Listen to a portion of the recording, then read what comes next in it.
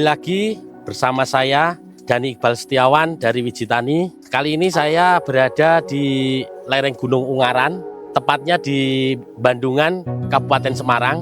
Di kanan kiri saya ini ada tanaman tomat indeterminate yang luar biasa ini tingginya pemirsa.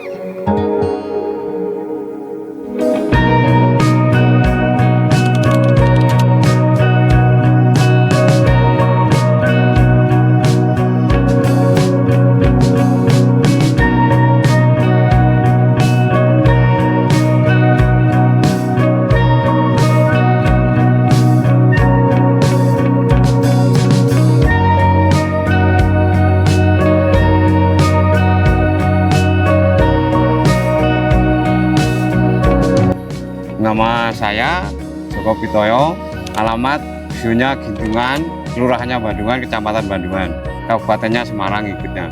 Bertanam tomat itu sudah berapa tahun Pak Joko? Hampir 20 tahunan lebih ya. Wah, 20 tahun lebih, luar biasa ini pengalamannya di pertomatan. Oke, di belakang saya dan Pak Joko ini ada tanaman tomat yang luar biasa seger, sehat.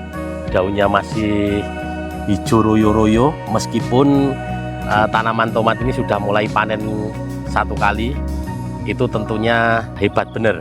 Kalau boleh tahu ini berapa tanaman dan berapa luasan ini? Tanaman sekitar 1.500, luas lahan sekitar 700 meter persegi, dengan jarak tanam sekitar 30 cm. Ada rahasia nggak ini Pak Joko kok bisa tanaman sehat sampai umur sekian dan daunnya masih luar biasa hijau royo-royo? Kalau olah lahannya cuma di kultivator, pupuk dasarnya cuma pakai pupuk kandang ayam sama pakai Ponska subsidi itu. Berapa dosisnya Pak per 700 meter ini ya?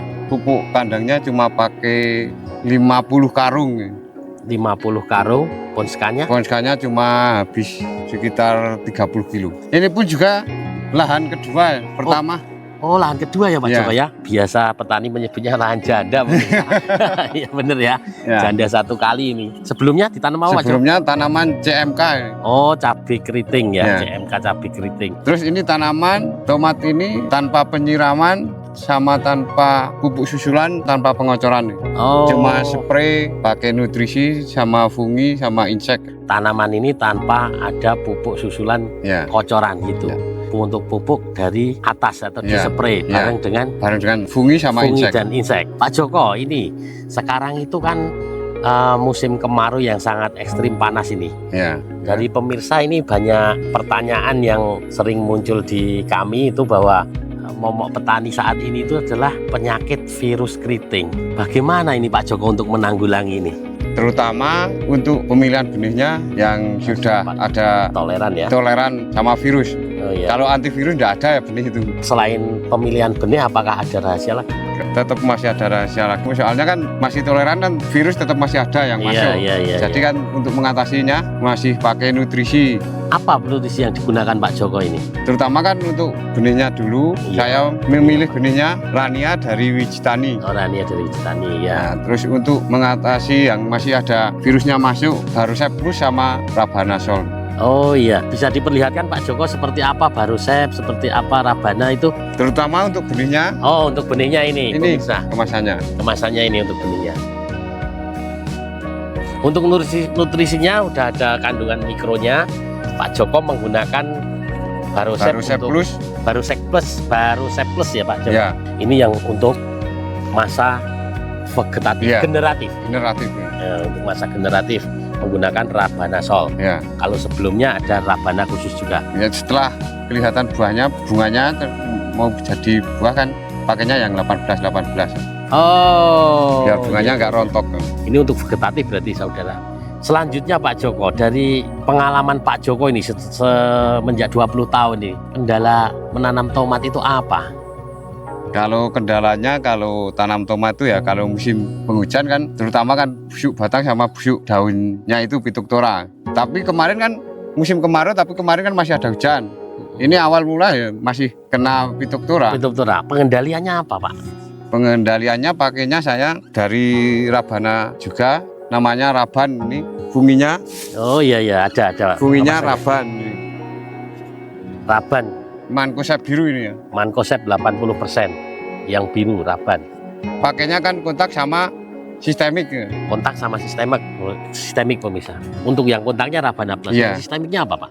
Kalau sistemiknya saya pakainya punyanya Syngenta itu Urondis Opti itu. Oh pakai Urondis Opti. Kebetulan nggak bawa. Apa ada juga? Ada tapi ini. Oh iya ini pakai Urondis Opti untuk pengendalian hama dan penyakit. Nah ini untuk jamurnya yang Untuk pengendalian penyakitnya, ya. Pitupturanya. Nah dosisnya Pak sekarang? Kalau untuk Rabannya pakai 3 sendok per tank. Itu di umur berapa Pak? Ini dari umur awal. Kalau Urondis masuk baru sudah umur sekitar 1 bulanan baru masuk. Baru 1 bulan baru Urondis. Kalau dari awal cuma pakainya Barosep sama Raban ini. Oh iya dari umur. Ini sebenarnya Barosep ini kan untuk penguat fungi ini ya.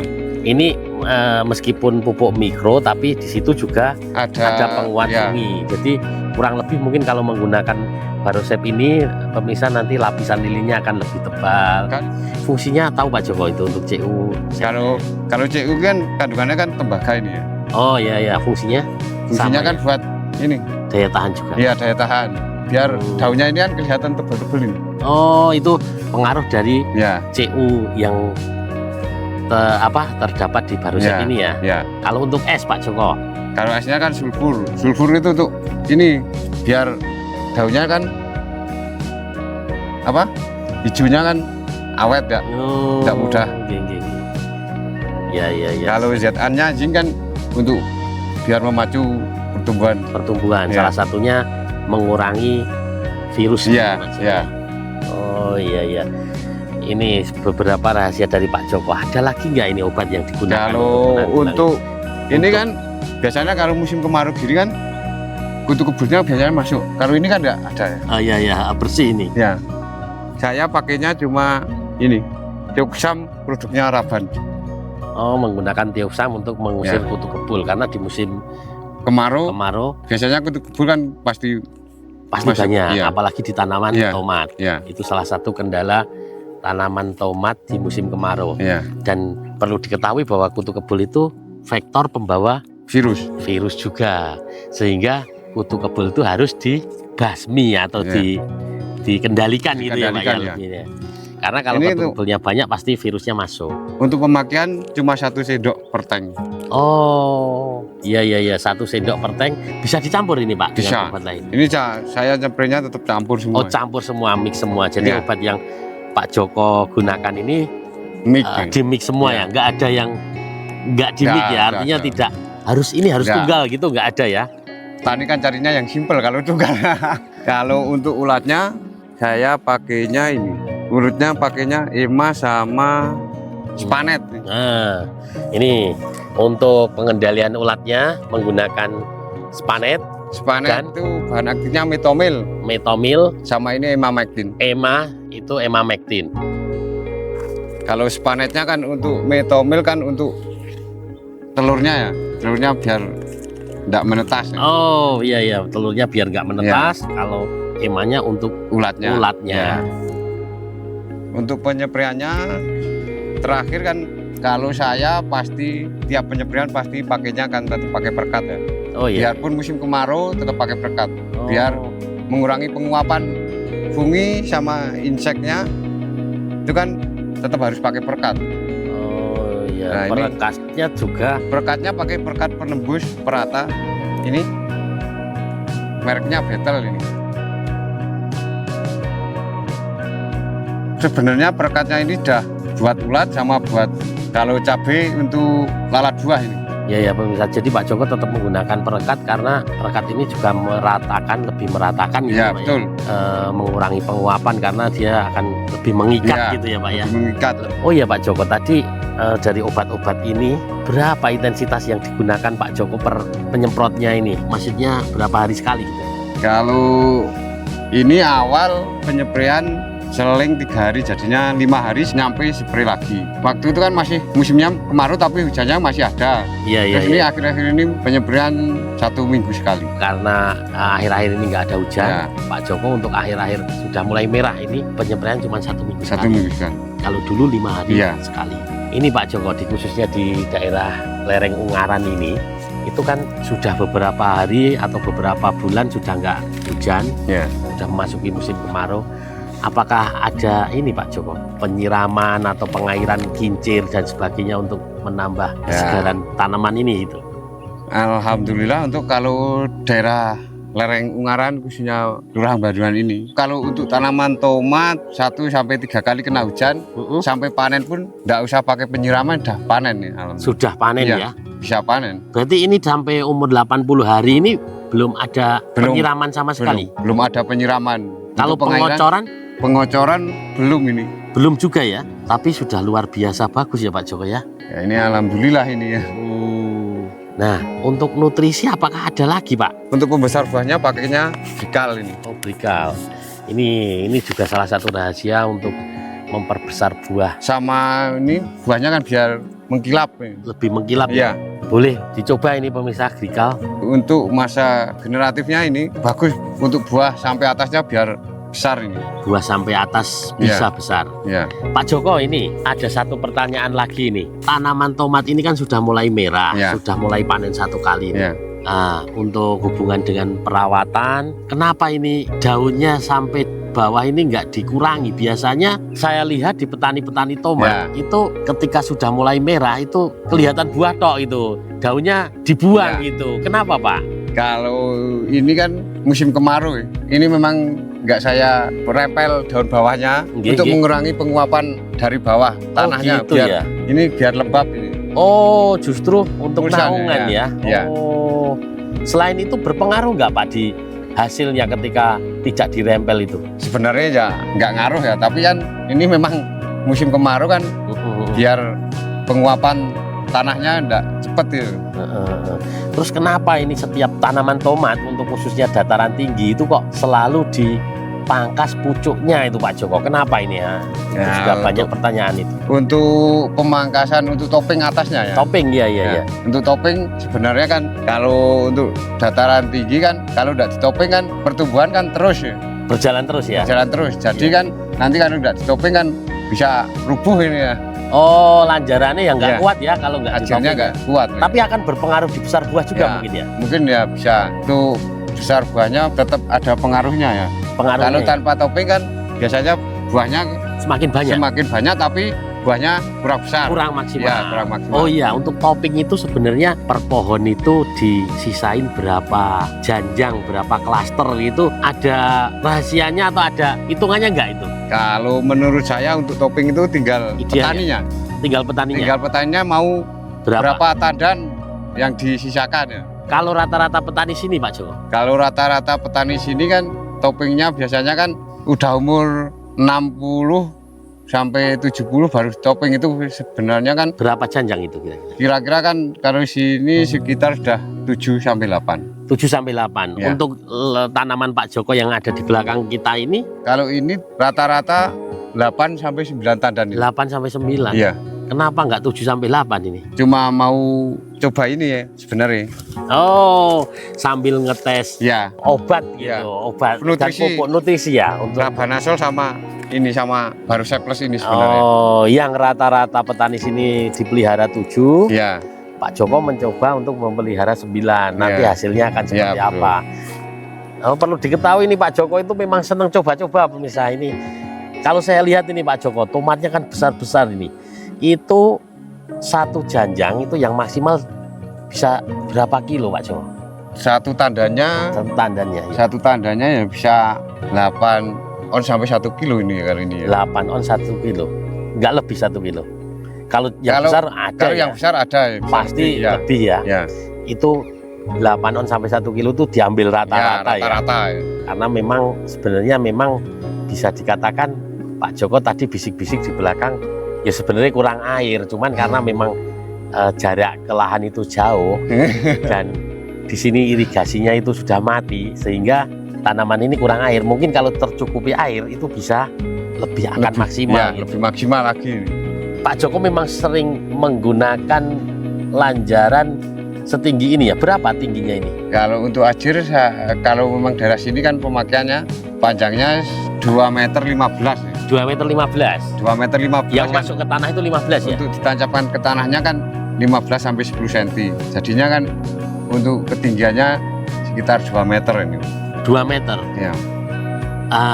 Ini Pak Joko itu lanjarannya kok nggak per tanaman itu. Ini pernah sering memang seperti ini atau baru kali ini? Ini memang sering gini ya. Oh, sering seperti ini. Ini kan kalau saya ini pakainya pakai yang ajirnya enggak satu pohon satu ajir nih untuk ngatasi ini. Kalau sini kan kalau musim Desember sampai Februari kan biasanya angin. Oh, kadang terjadi musim angin ya. Jadi untuk menanggulangi ya, itu. kalau pakainya Tapi kan kalau pakai ajir banyak itu kan lebih kuat harusnya Pak Joko. enggak, tapi kalau pakai ajir banyak kan biasanya kan talinya pakai rafia itu. Oh, Rafianya kan putus.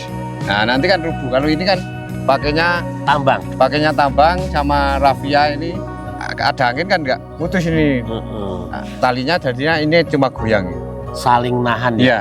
Ini bisa dicontoh juga untuk petani tomat dataran tinggi menggunakan metode ajir Pak Joko ini.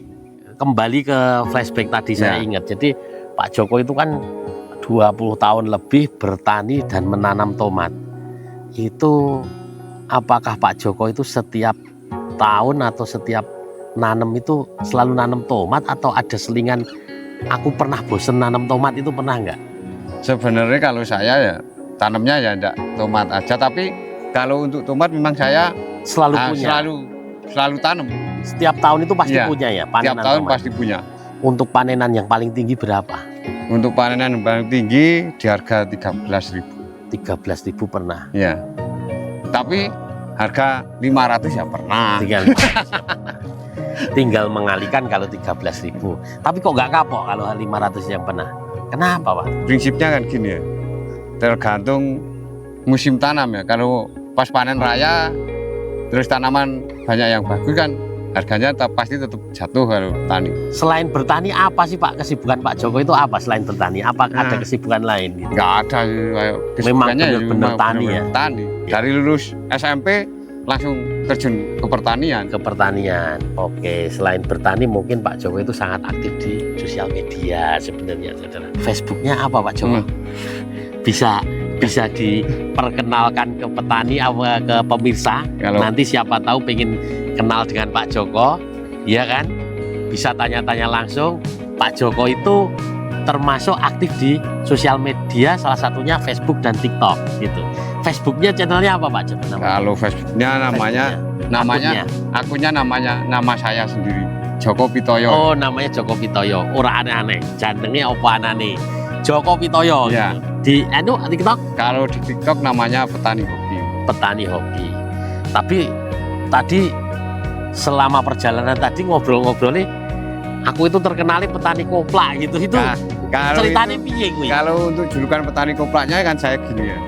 Tiap tanam tomat itu pasti tanamannya enggak satu macam jenis ya. Biasanya kan satu lahan itu bisa 4 sampai 8 jenis. Oh gitu. Ya. Kebetulan ini baru kali ini ya.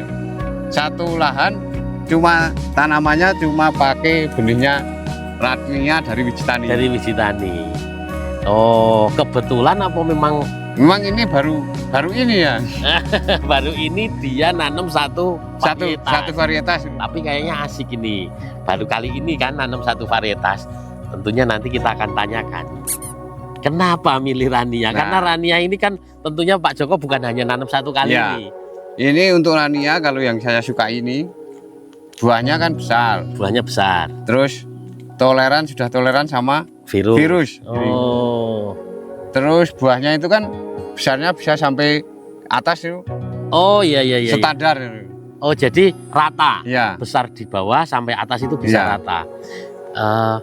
Ya masuk akal karena ini di umur sekian daunnya masih hijau, waras, artinya dia akan mensuplai makanan bisa sampai atas. Ya, gitu. Selain itu ada lagi Pak Joko, kenapa alasannya? Ada lagi nggak itu kira-kira? Kalau alasan tanam ranianya itu ya dulu ketagihannya tanam rania. Dulu pertama kali kan memang pakainya ya tanam sampel ya. Memang saya juga terkenal petani sampel ya. Memang ini. Pak Joko itu terkenal petani sampel. Pak Joko terkenal petani sampel, tapi kali ini dia menanam rania dan beli ini karena ini bukan sampel lagi. Ini berarti dia pasti ada sesuatu ini dengan rania. Untuk petani tomat jangan lupa ini mencoba tomat rania untuk khususnya dataran tinggi. Pak Joko yang sudah 20 tahun menanam tomat juga menanam tomat rania lebih dari 1 kali. Ya, petani Bandungan sini sudah banyak yang tanam. Oh, sudah banyak yang tanam. Sudah banyak yang tanam sebenarnya. Artinya bukan Pak Joko aja Ya. di sini gitu. Terus sudah terbukti dan kebetulan semua tetagihan. Salah satunya ini kebetulan Pak Joko yang ada tanamannya sekarang gitu. Nah, mungkin di sana-sana ada, cuman kita belum survei gitu. Ya, betul. Saya mintanya untuk khususnya untuk rania wijitan ini pertahankan kualitasnya ya. Oh iya. Untuk wujud tadi nanti kita sampaikan ke kantor untuk kualitas rania ini supaya dipertahankan karena sudah cocok di hati petani dan sudah diterima di pasar untuk buahnya, perawatannya mudah dan sebagainya seperti yang disampaikan Pak Joko tadi. Saya masih jadi penasaran, mau tanya lagi, karakter buah kan untuk tomat rania ini seperti apa sih Pak? Kalau yang disukai pasar untuk tomat rania ini kan tomatnya keras, jadi untuk pengiriman jarak jauh kan kuat ini ya. Artinya daya simpannya kuat ini. Ini kan kalau dilihat nih, ini kan keras ini. Oh iya. Ini pemirsa ini segini nih tomat rania. Tomatnya kan keras nih, jadi untuk pengiriman jarak jauh kan kuat ini. Kalau untuk pengiriman sampai Sumatera sampai Kalimantan kan pediknya modelnya gini. Untuk tomat buah ini khususnya sampai Kalimantan ya? Kirimnya sampai Kalimantan untuk wilayah pasar sini. Pasar sini Kalimantan sama Sumatera ini. Kenapa ya sampai sana ya? Karena apakah di sana nggak bisa nanam tomat buah ya? Di sana masih, kalau luar Jawa kan masih jarang mungkin ya. Masih jarang ya, sehingga untuk dikirim ke sana itu harganya masih nuntut, masih bisa ya. Pak Joko tadi pernah menyampaikan bahwa pernah sampai harga di 13.000. Untuk saat ini nih Pak Joko sebentar lagi panen ini. Sekarang harga berapa Pak? Ini kan sebenarnya kan sudah petik 1 kali ya. Oh sudah petik 1 kali ya. Petik 1 kali ini memang buahnya kan besar ini. Besar ya. Kemarin masih di harga 1.200 ya. Waduh, ini lagi 1.200. Ini. Semoga harganya membaik ya Pak Joko. Suka duka jadi petani tomat Pak Joko, bisa diceritakan? Jadi petani tomat ini kan gini, 1 tahun paling tidak bisa tanam 3 kali ya. Iya. Itu suka dukanya kan seperti ini, harga pas anjlok 3 kali tanam 1 tahun bisa pas harga bagus 1 kali kan sudah bisa balik modal yang dan bisa menutup yang lain atau lebih bahkan ya gitu ya Pak ya. Berarti jangan kapok untuk menanam tomat gitu, intinya seperti itu. Dan jangan salah pilih benih. Berarti saat ini rania masih menjadi andalannya Pak Joko sebagai petani tomat yang melalang buana 20 tahun. Rania memang jos. Rania bareng Pak, rania memang jos.